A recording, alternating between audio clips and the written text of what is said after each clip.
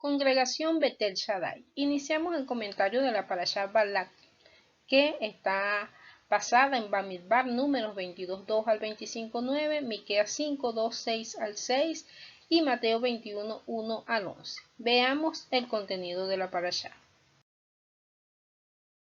Podemos decir, entre los aspectos que se pueden resumir de la Parashá, que inicia cuando Balac, hijo de Zippor, rey de los moabitas, sintió temor al ver todo lo que Israel había hecho a los amorreos y decide contratar al profeta Bilán para que maldiga a Israel.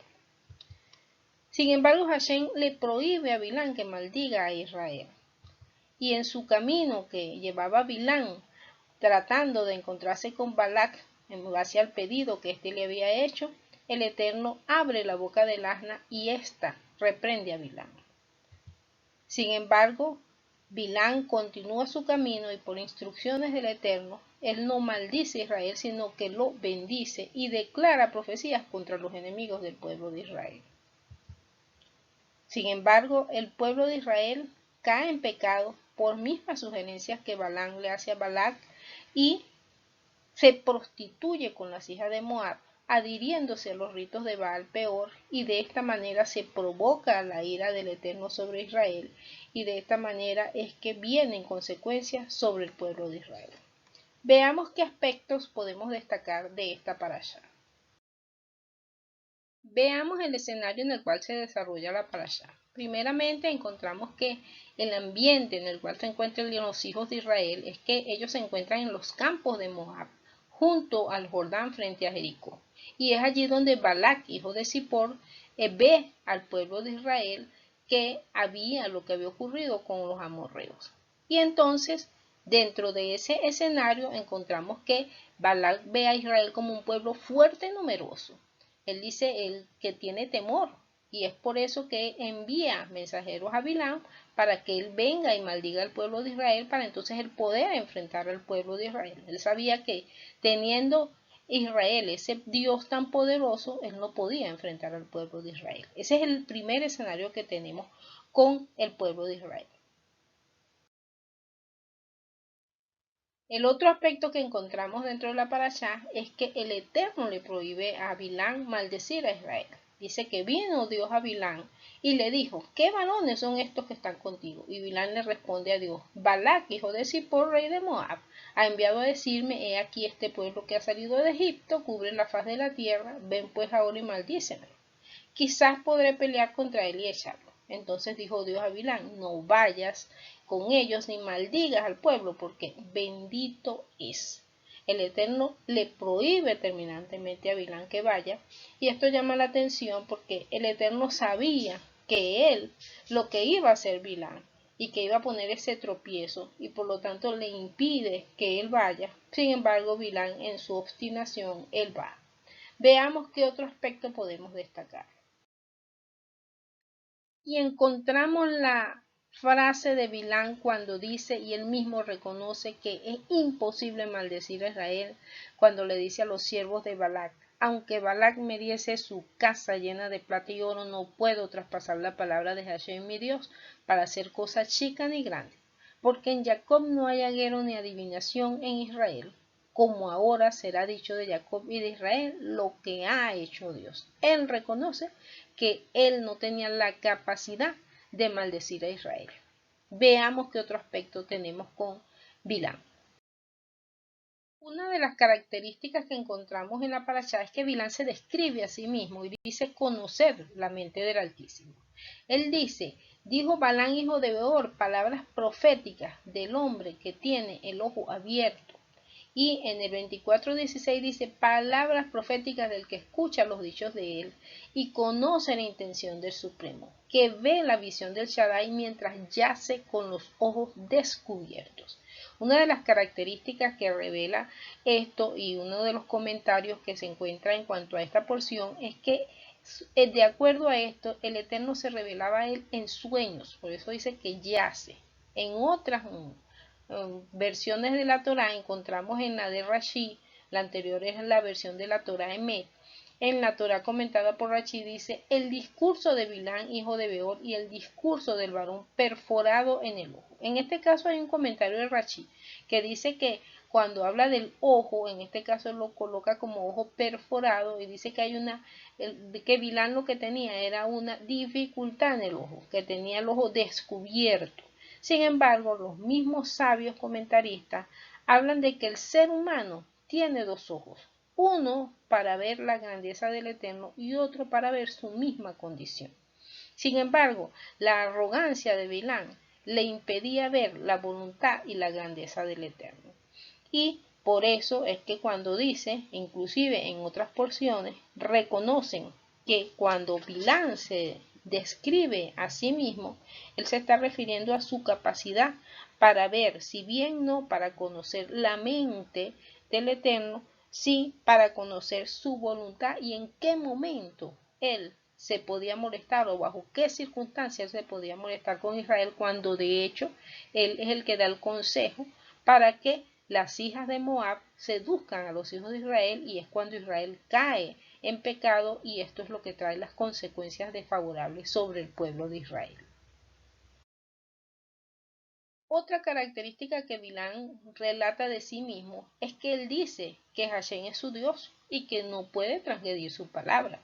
Dice, pero Bilán le respondió a los emisarios de Balac, aunque Balac me dé su residencia llena de plata y de oro, no puedo transgredir la palabra de Hashem, mi Elohim, para nada, ni para algo chico, ni para algo importante. Y también él dice, según él, que él obedece a Hashem. Le dice a Balac, ¿acaso no te dije que debo hacer solo lo que Hashem me diga? Según Bilán, él entonces, el Eterno es su Dios y él lo obedece. Otra característica de Bilán es que, sabiendo la voluntad de Dios, sigue su propia voluntad. Dice que Bilán se levantó por la mañana, preparó su asna y partió con los emisarios de Moab. Y Elohim se enojó porque él fue, porque ya le había advertido que no fuera. Y es ahí el evento de el asna de Bilán, que se interpone en el camino, se sale del camino y Bilán la golpea. Encontramos el otro aspecto, que es cuando él entonces lucha contra la voluntad de Dios. Es otra característica. Es cuando él lucha con el asna. Finalmente dice que cuando el asna vio el ángel de Hashem parado en el camino con su espada desenvainada en su mano, se apartó del camino hacia el campo. Entonces Bilán empezó a pegarle al asna para hacerla volver al camino. Y es así cuando Hashem le otorga al asna el don de el habla, y dijo a Bilán, ¿qué te he hecho para que me hayas castigado estas 3 veces? Eso lo encontramos como esa lucha de Bilán para ir en contra de la voluntad, y que no se daba cuenta que aún el asna hablando le estaba revelando que estaba haciendo algo contrario a la voluntad del Eterno. Y encontramos otra característica, que excusa sus acciones. Bilán le responde al ángel y le dice, cometí una falta, no sabía que estabas parado en el camino ante mí. Si te parece mal que vaya, vuelvo. Como que si el Eterno no le había indicado que no fuera, ya se lo había advertido. Finalmente encontramos que Bilán, aunque no logra maldecir a Israel, sí logra plantearse la estrategia de poner tropiezo, y entonces esa es otra característica, que él enseña a poner tropiezo, porque es la única manera de lograr las consecuencias desfavorables contra el pueblo de Israel. Y es cuando el pueblo de Israel comienza a comportarse inmoralmente con las mujeres de Moab, y son seducidos e incitados a ofrendar a los dioses, a la idolatría que cometía el pueblo moabita, y comienzan ellos a postrarse ante Baal Peor, y es cuando se enciende la furia del Eterno contra Israel y trae las consecuencias de mortandad que hubo en el pueblo de Israel. Entonces tengamos presente estas características de Bilán para que luego hagamos un posterior análisis. Encontramos que esta parashá tiene un significado pasado, presente y futuro. Hay una prefiguración muy importante con el estilo, con la particularidad y características de este profeta. En los escritos mesiánicos encontramos que dice Kefas, conocido como Pedro, pero hubo también falsos profetas entre el pueblo, como habrá entre vosotros falsos maestros, que introducirán encubiertamente herejías destructoras, y aún negarán al Señor que los rescató, atrayendo sobre sí mismos destrucción repentina, y muchos seguirán sus disoluciones, por causa de los cuales el camino de la verdad será blasfemado, y por avaricia harán mercadería de vosotros con palabras fingidas.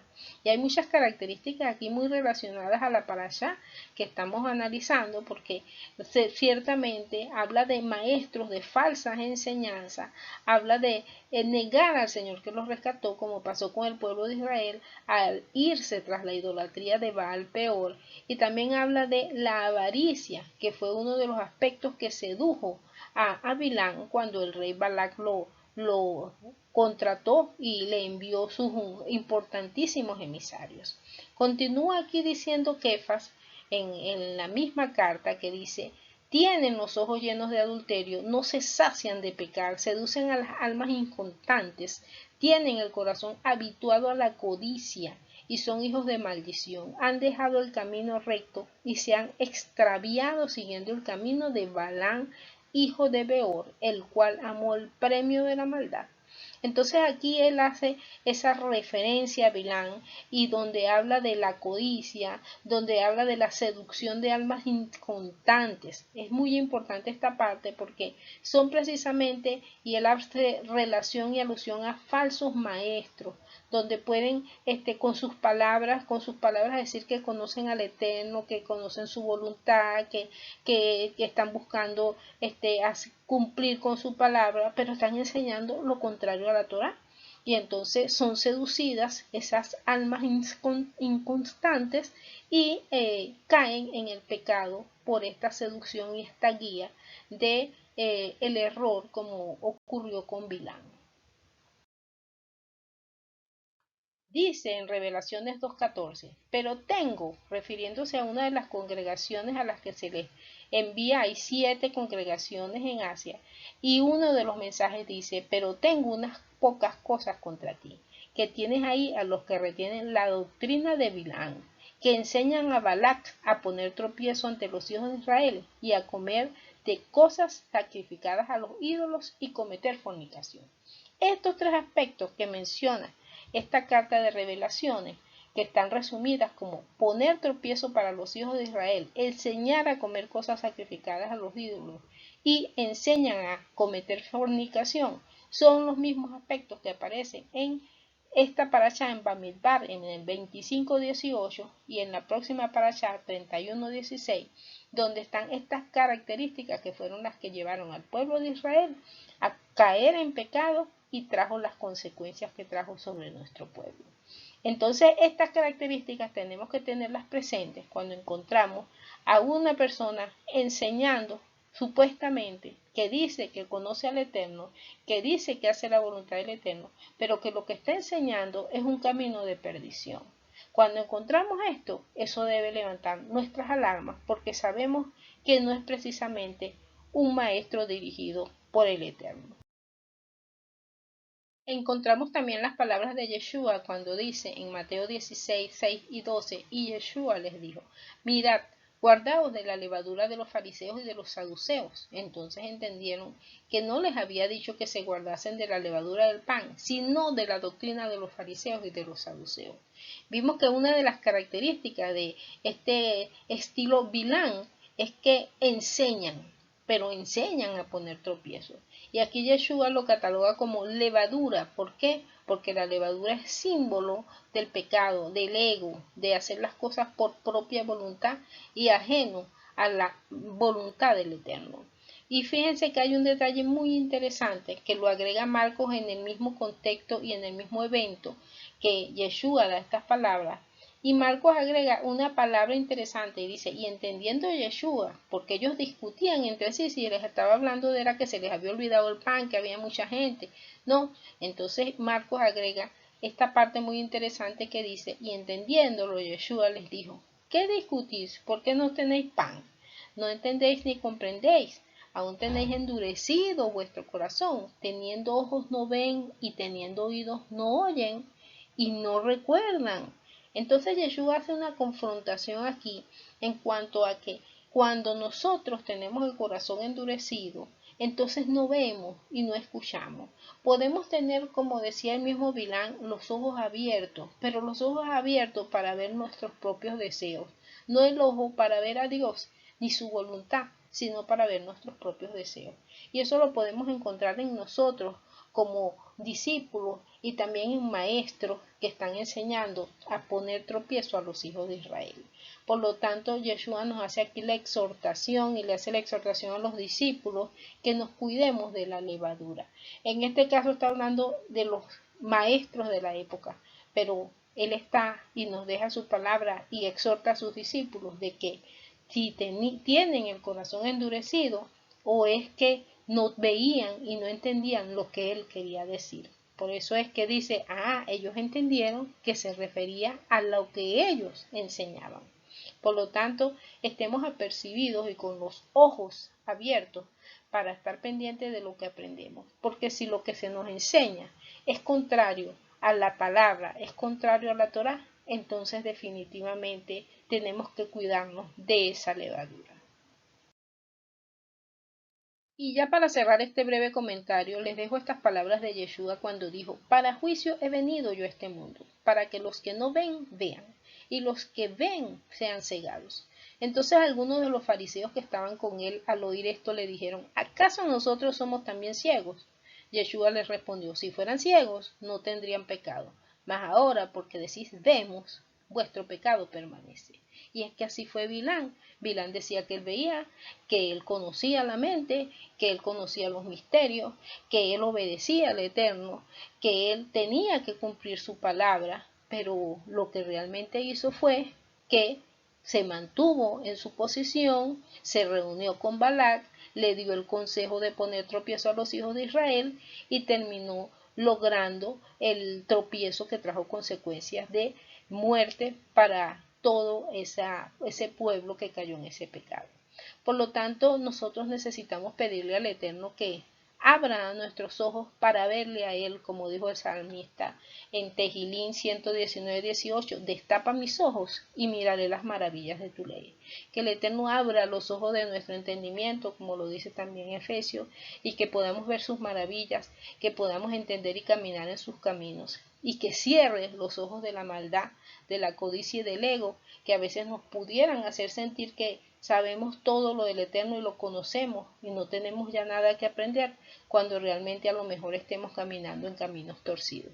Así que el Eterno tenga misericordia de todos nosotros, que nos ayude a discernir inclusive las enseñanzas que son contrarias a su Torá, porque si hay enseñanzas que nos llevan por caminos torcidos, pues que el Eterno nos ayude a enderezar y a retomar el camino de la verdad que tenemos en Yeshua, el camino de la Torá que Él nos ha dado para que andemos en ese camino y no para andar en caminos torcidos que nos van a traer consecuencias, porque si ciertamente el Eterno impidió que Bilán maldijera al pueblo de Israel, el pueblo de Israel en ese momento estaba en obediencia. Pero cuando entramos en desobediencia y en caminos torcidos, lamentablemente vienen las consecuencias. Aunque tengamos un Dios poderoso, las consecuencias vendrán porque Él así lo ha determinado. Así que el Eterno nos bendiga y tengamos la bendición de tener los ojos abiertos para el bien, para la palabra y para seguir la voluntad del Eterno. Bendiciones a todos. Shabbat Shalom.